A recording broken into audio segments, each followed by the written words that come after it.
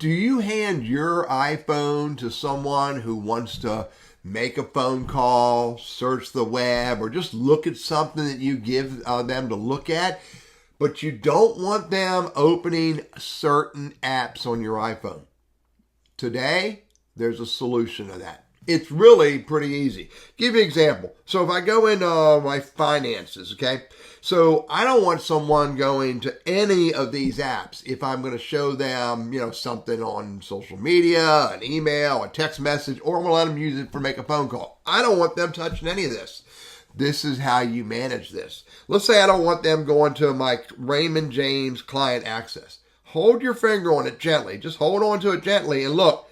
Require Face ID.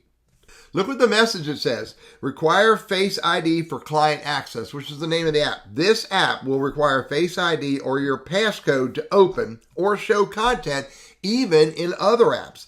App content from this app, client access, will not appear in notification previews or spotlight. So I can, if I want to, I could hide and require Face ID or simply require Face ID. Let's see what happens when I hide. This is new to me. Hide client access. This app will no longer be visible on your iPhone except in a few places such as settings. Face ID or your passcode will be required to reveal, open, or use Siri with the app. Obscure app appearance.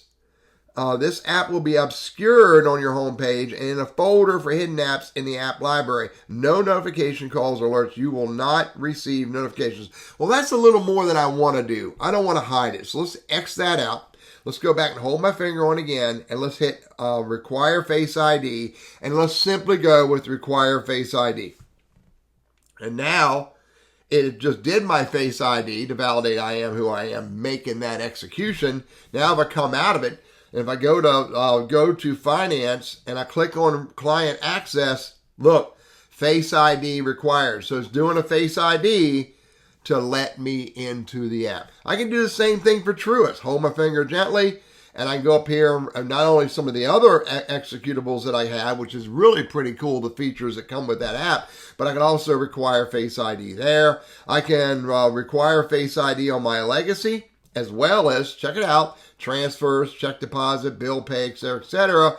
So if I want to, I can require Face ID for that.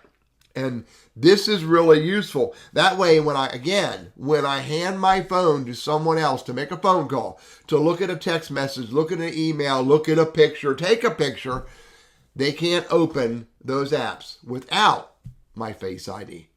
I'm Teddy. My purpose is to help you overcome the risk and fears of using technology, and I hope this idea is helpful for you and others that you may be able to share it with.